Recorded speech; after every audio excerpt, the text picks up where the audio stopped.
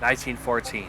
In the early morning of May 29th, the Canadian Pacific Railway steamer, the RMS Empress of Ireland, was involved in a collision with the Norwegian collier ship, the SS Storstad. Despite being equipped with watertight compartments and enough lifeboats for passengers all aboard 2 years after the sinking of the RMS Titanic, the ship rolled over and foundered within 14 minutes. 1,012 lives were lost either being trapped inside the ship or in the freezing St. Lawrence River, making it one of the worst peacetime maritime disasters in Canadian history. But unfortunately, her sinking would be overshadowed by the initial start of the First World War in a few months, and it was widely forgotten. While there's a few videos about the Empress of Ireland here and there, especially the wonderful documentary made by Mike Brady from Ocean Liner Designs from last year, a big shout out to him. Today, we discuss the sinking of the SS Empress of Ireland. The Empress of Ireland is the second of the pair of ocean liners that is ordered by the Canadian Pacific Railway during the early years of the operation on the North Atlantic. In 1903, Canadian Pacific entered the market for the transatlantic passenger service between travel from the United Kingdom to Canada and vice versa as well. In February of that year, they purchased the Elder Dempster and Company, to which they obtained 3 ships from the subsidiary, which is actually an extension of the original company, of the Beaver Line. So these ships were actually the Lake Champlain, Lake Erie, not the lake itself, and Lake Manitoba. The following April, the line proved to be a success for the North Atlantic trade route. The Empress of Ireland and her sister ship, the Empress of Britain, was built in a shipyard at Fairfield Shipbuilding and Engineering in Glasgow, Scotland, and designed by Francis Elgar. The design for both ships was specified to be twin-screw liners with service speeds up to 18 knots, and since both were of identical appearances, with 2 funnels and 2 masts with equal passenger capacities of over 1,500. The keel of the Empress of Ireland was laid down on April 10th of 1905, and her hull number was 443 at Fairview's berth number 4 next to the Empress of Britain, which is her sister ship. The length of the Empress of Ireland is 570 feet long and 548 between perpendiculars. The beam for this ship was actually 65.7 feet, and her depth was actually 36.7. The Empress of Ireland also has twin 4-bladed propellers, and each of them were actually driven by a quadruple expansion steam engine. So between them, the engines were actually rated at 3,168 nautical horsepower, and this actually gave the Empress of Ireland her service speed of 18 knots. So for appearance, she also had twin funnels and 2 masts. The ship also has 7 decks, berths for 1,542 passengers in 4 different classes, to which we will go over that a little bit later on. A key safety feature on board the Empress of Ireland is her 10 watertight compartments, which divides up the ship to 11. Then it could be sealed off through the means of closing 24 watertight doors, all 11 bulkheads extended from the double bottom up to directly beneath the shelter deck.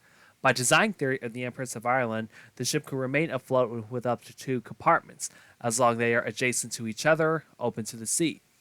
The problem with the watertight compartments on the Empress of Ireland is that they have to be closed manually.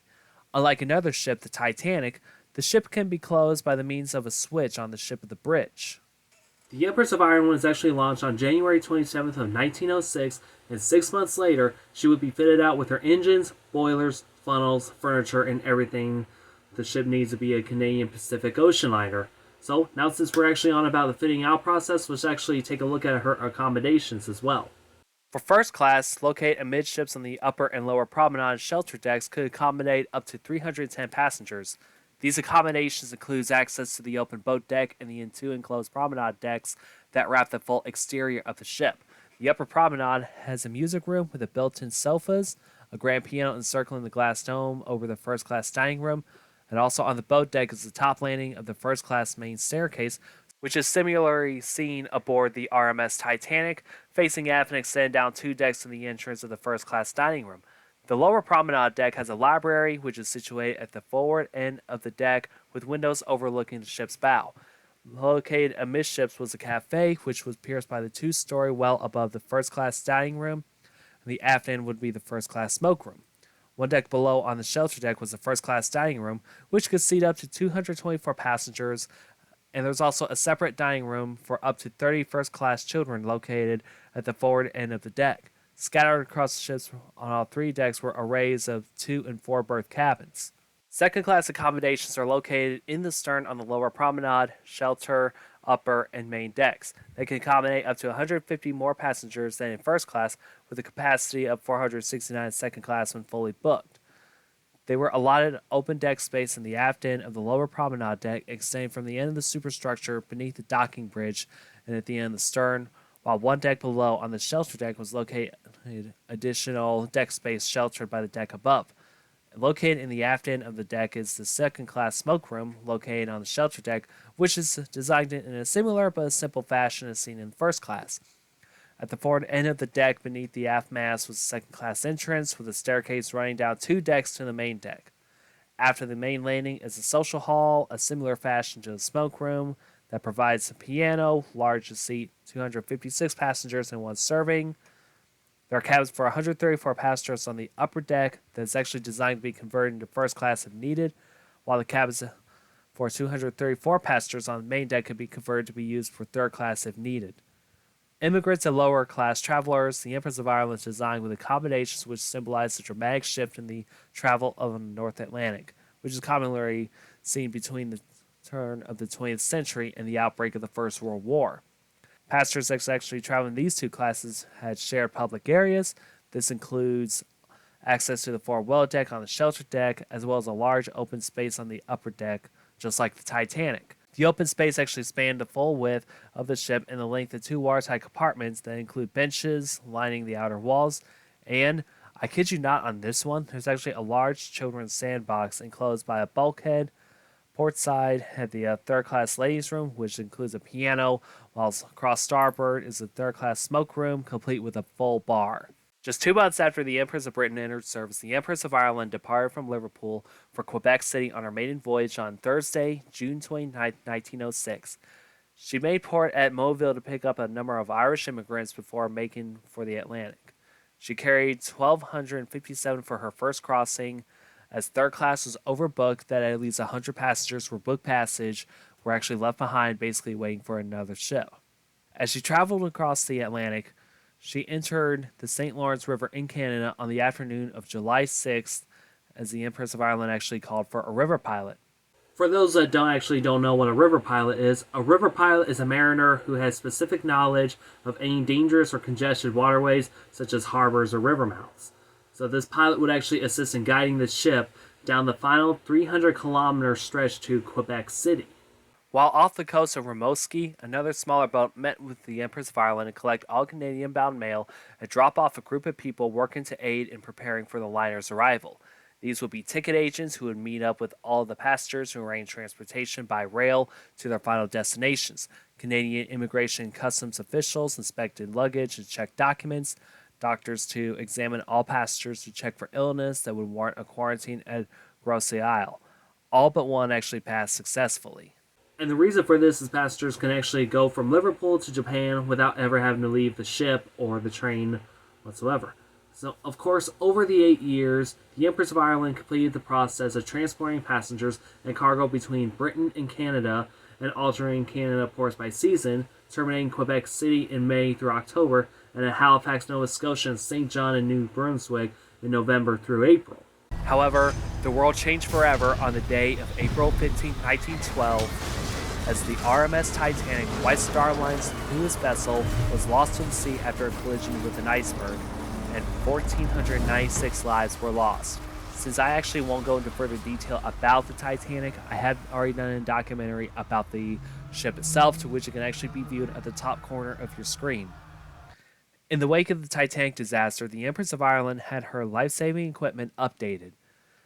In 1906, she had standard wooden boats, and 6 years later, in 1912, she had steel lifeboats actually mounted into conventional radial davits, under which were stored another 26 wooden collapsible lifeboats. All combined had a capacity of 1,686 people.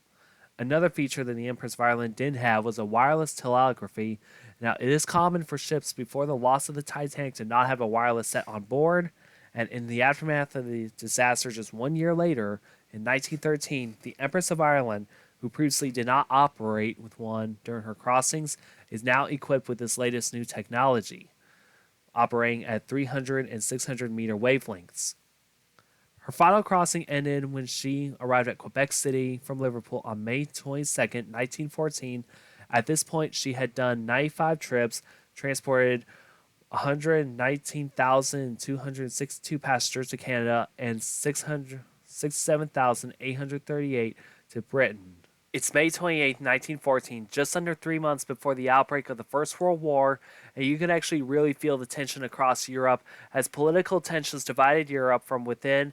Basically, countries are smack talking one another, and the cherry on top was the assassination of the Archduke Franz Ferdinand. But hey, that's another story for another time. There are going to be some notable characters that we'll actually go over, and these are basically the notable passengers and crew on the final crossing of the Empress of Ireland. But there's actually going to be more eventually as time goes on. The first man you see in this photo is Captain Henry Kendall, who had been just promoted to captain of the Empress of Ireland in early May, and this was his first time going down the St. Lawrence River in command of her. He's known for the infamous capture of a suspicious passenger on board the Montrose, who was wanted for murder, and the man was Dr. Holly Harvey Crippen, who killed his wife and fled with his accomplice lover. But hey, that's another story for another time. Another one is Lawrence Irving, who since 1912 had been on stage tour in Australia and North America, and together with his wife and partner, Mabel Hackney. He has wowed audiences on stage and turned his hand to writing hit plays. He met his wife in 1901 and were later married in 1903 and would actually co-star together. Another gentleman is a sportsman by the name of Sir Henry Seton Carr, a sportsman and former member of the British House of Commons who's actually returned home from a hunting trip to British Columbia. Another man is Henry Lyman, head of the firm Lyman Sons and Company, which is the largest pharmaceutical company in Canada. Another gentleman is associate editor for the Financial Times is Wallace Palmer and his wife Ethel, who also traveled on board with him. Now, there's not really a whole lot of crew, but there's actually one that I do want to mention on here is William Clark. He is a fireman on board the Empress of Ireland, and he has previously survived the sinking of the Titanic 2 years prior by boarding lifeboat number 15. And if you see this man, steer clear of him if he's on board your ship.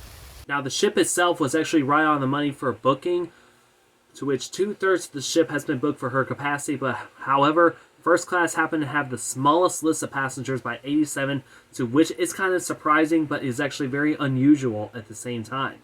Second class saw a large booking at over capacity with 253, and this was due to a large party of the Salvation Army members and their families, numbering at 167, who were actually traveling to attend the 3rd International Salvation Army Congress in London. They were headed by this man, David Rees, a kind man at the age of 57 years old, and joining him is his wife, Ruth Rees.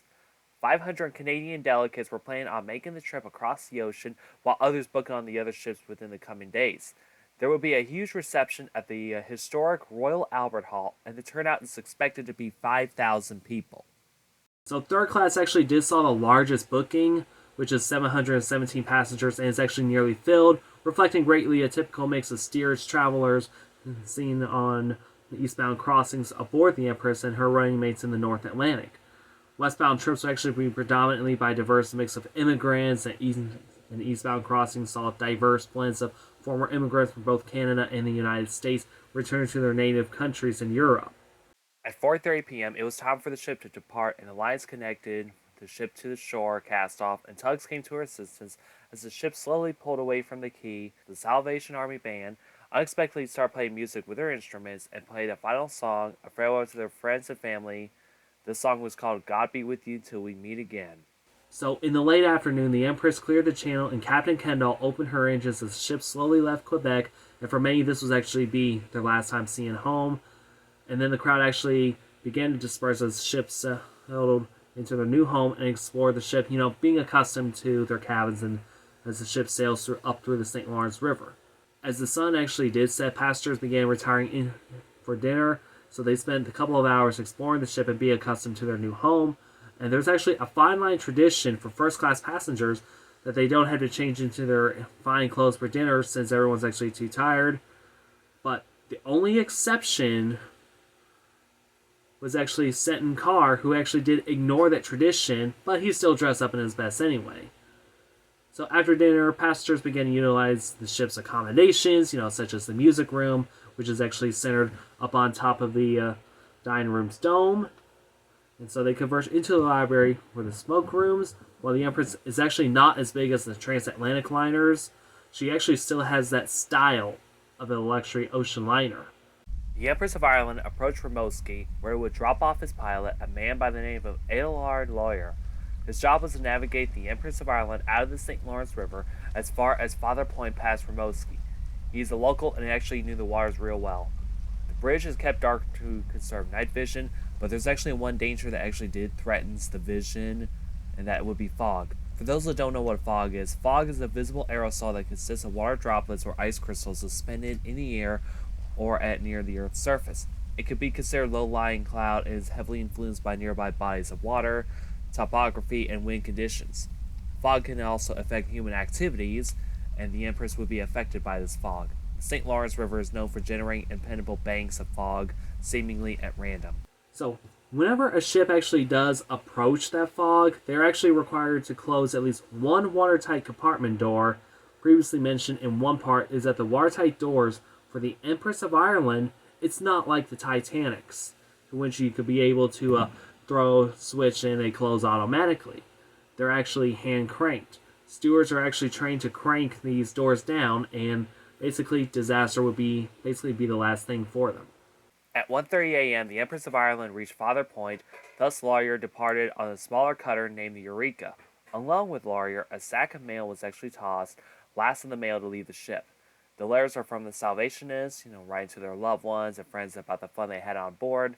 As the Eureka set out for home and the Empress of Ireland started up her engines, little did the crew or the Lawyer knew that it would be the last time they would see the Empress of Ireland afloat. So, as stewards actually prepared for the following morning for breakfast on board the ship, passengers were actually asleep in their own beds. The only soul that's actually on board and awake is Captain Henry Kendall, Lookout John Carroll, and a few quartermasters. John Carroll actually did spot a single ship up far from the St. Lawrence River and actually rang that bell. A single bell actually would mean that there's an object to the right. So he actually did notice a pair of bridge lights that's actually up in the distance, basically the bridge wing lights. You got green for starboard and red for port. And as this ship was actually steaming through, a thick blanket of fog would actually encloak both ships. So the Empress of Ireland had to slow down and basically had to slow to a stop.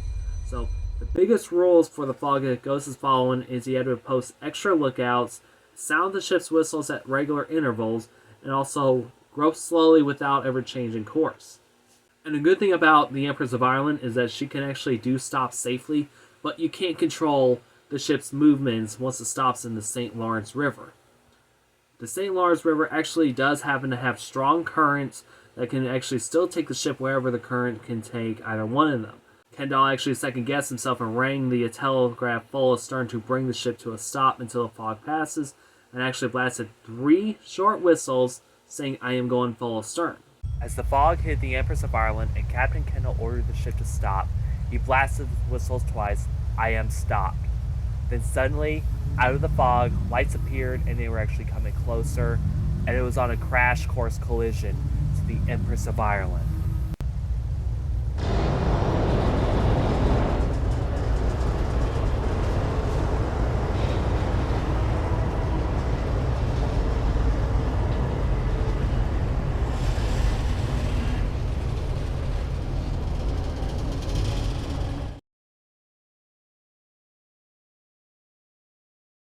From where we last left off, we have discussed the construction, the maiden voyage, and the history of the RMS Empress of Ireland.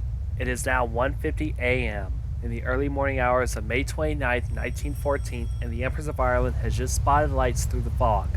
Captain Kendall noticed this ship coming out of the fog and tried to reverse the Empress of Ireland, but this ship is coming towards them and they cannot stop.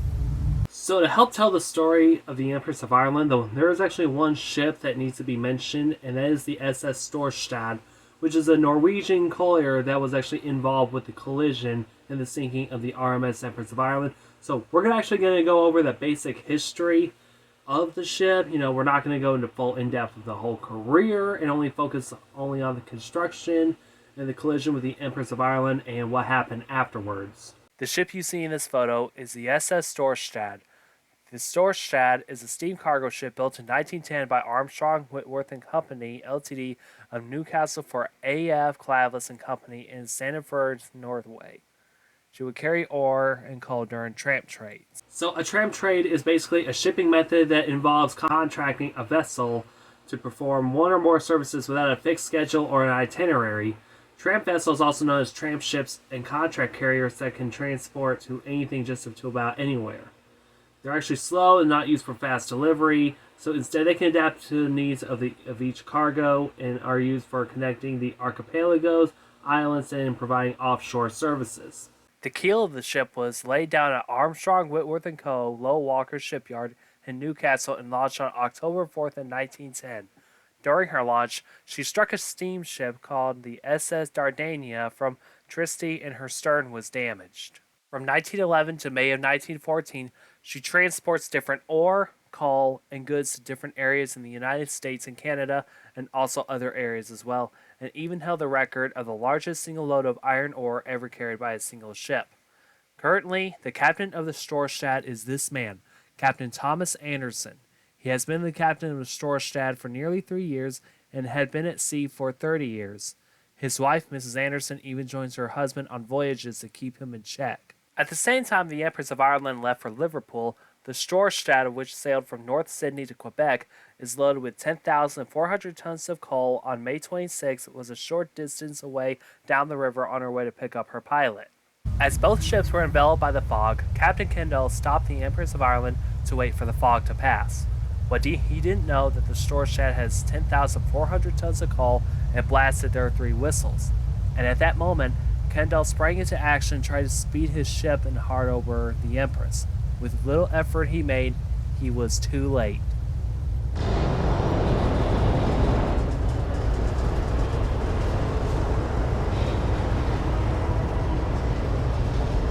At 1:54 a.m., the Storstad collided with the Empress of Ireland in the middle. The reinforced bow penetrated the ship like knife into a cake. The impact was slight, but there was actually no resistance of the hull of the Empress of Ireland wasn't reinforced. The bow penetrated through cabins and corridors. Anyone sleeping in his path were immediately killed. As Kendall shouted through his megaphone telling the captain of the Storstad to keep the engines full ahead, the Storstad made the one mistake it shouldn't have done. She stopped.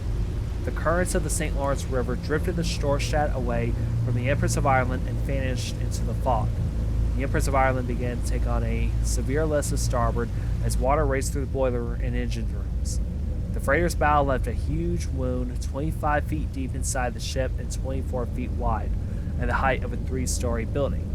Passengers inside were thrown from their beds during the impact and are already fighting for their lives or worse, dying. As 60,000 gallons of river water flooded into the hallways, the watertight door plan was put into action as stewards ran to their positions to try to close off the doors. But unfortunately, they would die from where they are standing. Anyone who came out of their cabins were met with river water surging in and flattening everything in its path. Down in the boiler room, the men that were used to seeing the hull of the ship separating the water from the inside, but never see steel bust through the side where they work in a huge torrent of water coming in. They managed to climb up the escape ladders, but they didn't have time to close the watertight doors below them.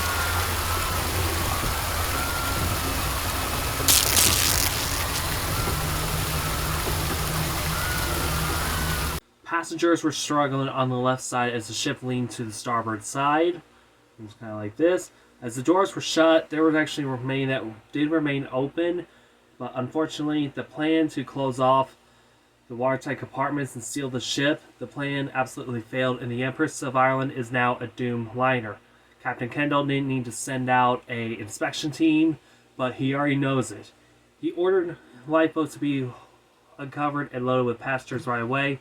His crew did what he said, and the starboard side lifeboats were actually prepared, but unfortunately the port side right here were considered useless, and there were no point in trying to lower the port side, and the list is badly severe. Below decks of the Empress of Ireland, not everyone's familiar with the hallways, considering it was their first night, and passengers started clamoring for a way out.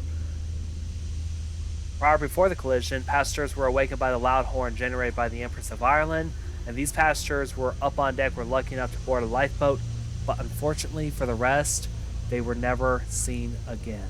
It didn't take long for the ship to know it was in complete danger as the lights faded out to a dull red, similar to the lighting on the Titanic before the final plunge.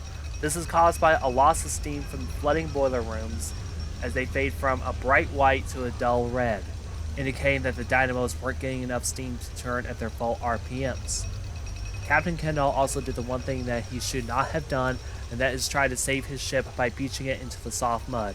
But to be fair on this, he was actually near the southern bank of the river, and considering it was his only option. But the biggest problem is that the forced flooding with a massive gaping hole on the side of the ship, it would not work out. Captain Kendall ordered the ship to go full speed, but the problem is the chief engineer reported to the captain that there's no steam left. So forced flooding is basically a terminology of accelerating a ship that already has a breach in it, in a hull, thus adding in a higher inflow of water.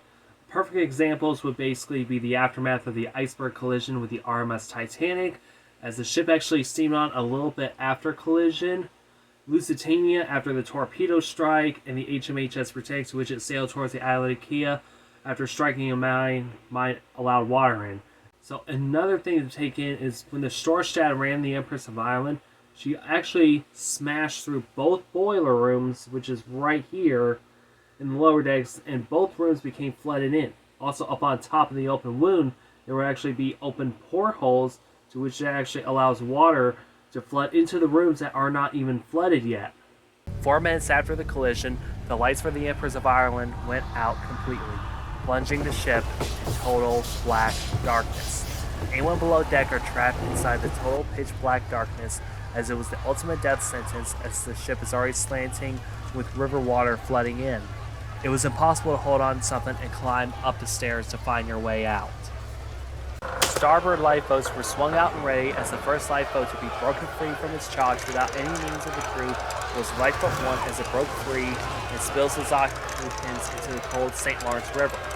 One on the port side would be launched, but it spilled out its passengers and into the water, but there was not enough time as water slowly crept its way into the open promenades and then the passengers and crew's feet. Another lifeboat that was launched was Lifeboat number 15, but the ropes broke and spilled out its occupants and capsized. 2 more successful launches of Boat 1 and 3 rowed away from the capsizing ship. Another pair, 9 and 13, were also launched, and they too rowed away from the ship. So a complete mystery that baffles everyone in the maritime community is that there was a muffled explosion on the Empress of Ireland that is actually ruled as a boiler explosion. So for those that are not familiar, a boiler explosion happens when the boiler is actually fully pressurized and it becomes a gigantic bomb. If the pressure is released, the steam will be released. But if it's overpressurized and the steam pressure still climbs up, a cataclysmic explosion might take place. Now, this is normally common on steam trains at the time, but there's been incidents, especially with steamships, when a boiler exploded due to being overpressurized. A notable example I could think of is the Sultania, which was destroyed in 1865 by 3 boilers exploding and sank not far from Memphis, Tennessee. Now, I won't go into further detail about the Sultania. I will do a video about that ship in the upcoming future. But the cause of the boiler explosion is actually still, to this very day, it's unknown. But it did contribute to what happened next to the Empress of Ireland. 10 minutes after the collision, the Empress of Ireland lost her fight to the sea and rolls over onto her starboard side, throwing passengers that are not clinging onto anything into the St. Lawrence River. Anything that is not secured on deck are also thrown into the water. Anyone trapped inside the hallways were actually thrown off balance, and they would actually die inside the ship, drowning them from where they are standing.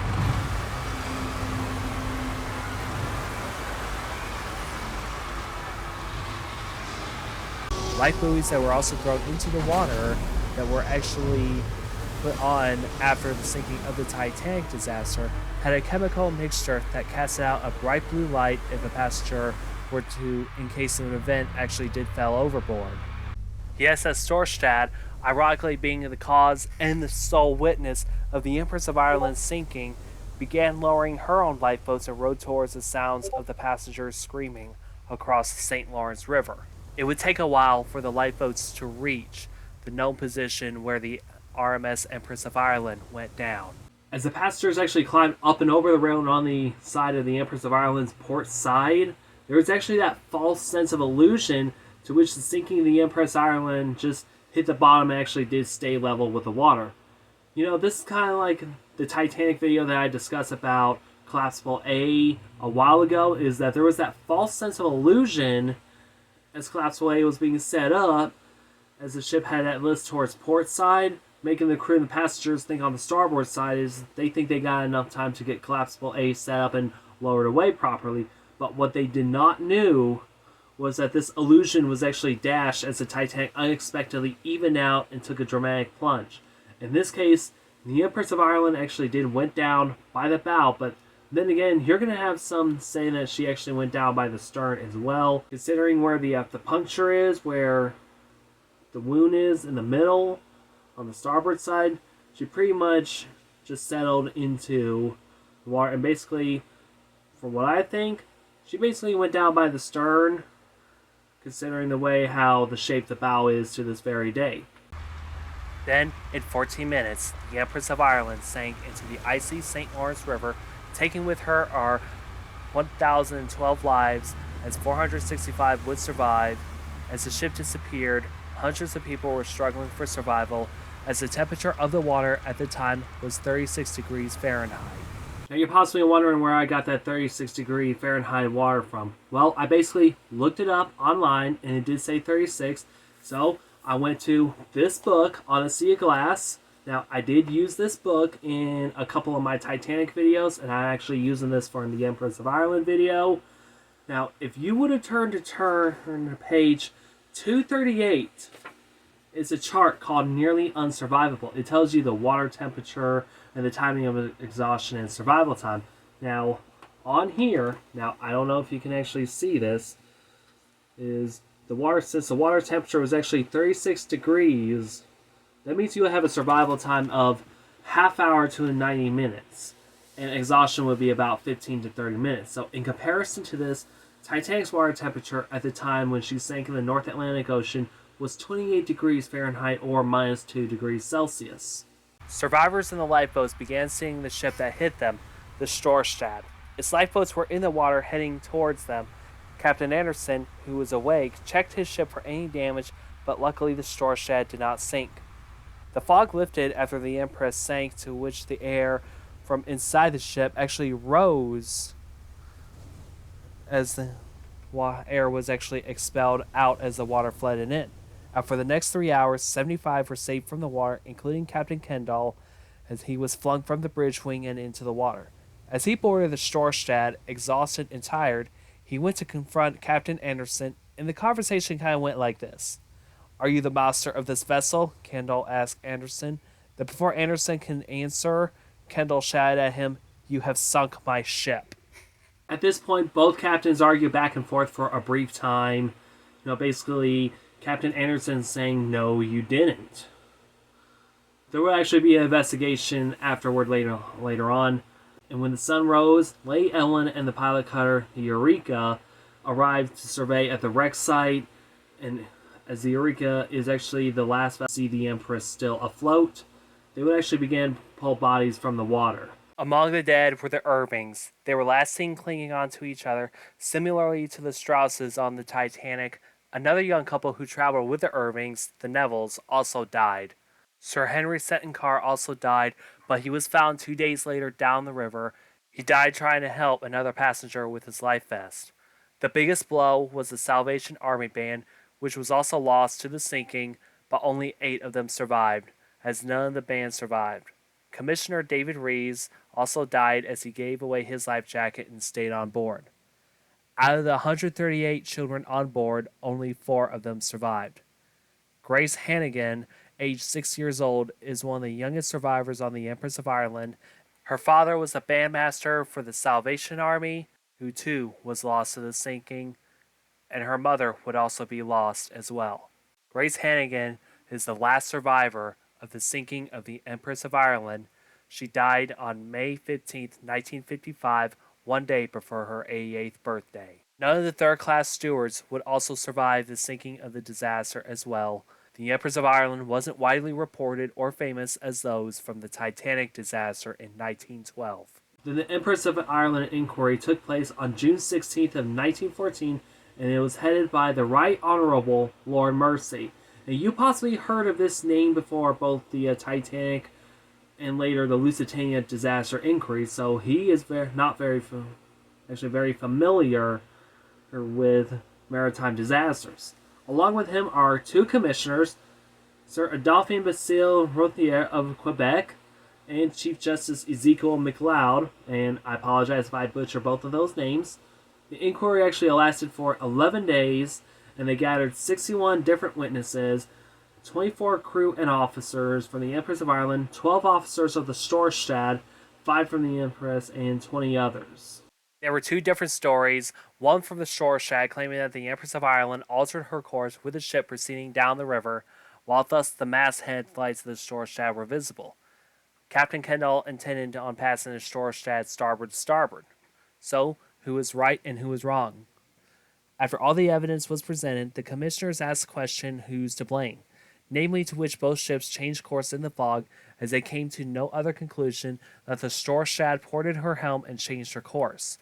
After the inquiry was complete, Captain Anderson quoted saying that Lord Mersey was a fool and intended to file a lawsuit against the Canadian Pacific Railway, to which CPR won against the Storstad's company, AF Clavinus and Co. for 2 million Canadian dollars. But they didn't stop there, as the owners tried to enter a unsuccessful counterclaim against CPR, and afterwards they seized the Storstad and sold the ship for $175,000 for Prudential Trust. Afterwards, just a little over 2 months after the sinking of the Empress of Ireland, World War I finally started. Thus, the sinking of the Empress of Ireland is widely forgotten up until YouTube maritime historians started producing videos about the Empress of Ireland, and even this documentary helped contributed to making sure the story of the Empress of Ireland and her victims are never forgotten. Today, the Empress of Ireland sits at a shallow depth of 130 feet, sitting on its starboard side with masts and funnels fallen over after the ship landed on its side. There's no known date of the discovery, but shortly after the sinking, a salvage operation began to uncover the purser's safe in the mail. During the dive, diving to the site is dangerous due to the unpredictable currents. The first victim, a man by the name of Edward Kazaboom, was killed as he slipped from the hull and plummeted 20 meters to the riverbed, closing or rupturing his air hose. In 1964, Canadian divers revisited the wreck to recover a brass bell, and in the 1970s, another group recovered a telemotor, pieces of the Marconi wireless equipment, a brass porthole, and a compass. In 1999, the Empress of Ireland is declared a historical and archaeological importance and is protected under the Cultural Property Act and is listed in the Register of Historic Sites of Canada, a first being for an underwater wreck site. While the wreck is accessible for recreational divers, the site is very dangerous due to the cold water, the restricted visibility, and strong currents. As we close out the 110th anniversary of the sinking of the Empress of Ireland, it's our job to make sure that these stories are never forgotten. And first of all, I just want to thank a lot of people, says in History Inside a Nutshell, and I've actually done narrated a video about the Irvings. I will actually link that on the top corner of your screen as well. And also another group of people I like to thank as well is Eleanor from Shipwreck Sunday for this little inspiration, and also, of course, the YouTubers I actually did through in the beginning, and when I actually showed off the list of videos on them. Yeah, this documentary is actually inspired by those same people as well. From Mike Brady from Ocean Liner Designs to Historic Travels, Nautical History, you name it. So, anyway, I just want to thank you guys for watching this documentary. It took me a little while to make, and I'm sorry for the little bit of lack of delay. Originally, I was going to do a Lusitania one, but I kind of got sidetracked and figured, you know what, I'm just going to put that on the shelf for next year and do the Empress of Ireland instead. So my next documentary, it will be in July, and I will basically try to get it done because I'm going to be, traveling out of town here and there. So feel free to keep a lookout for that. So once again, my name is Dustin, and I will see you guys in another video.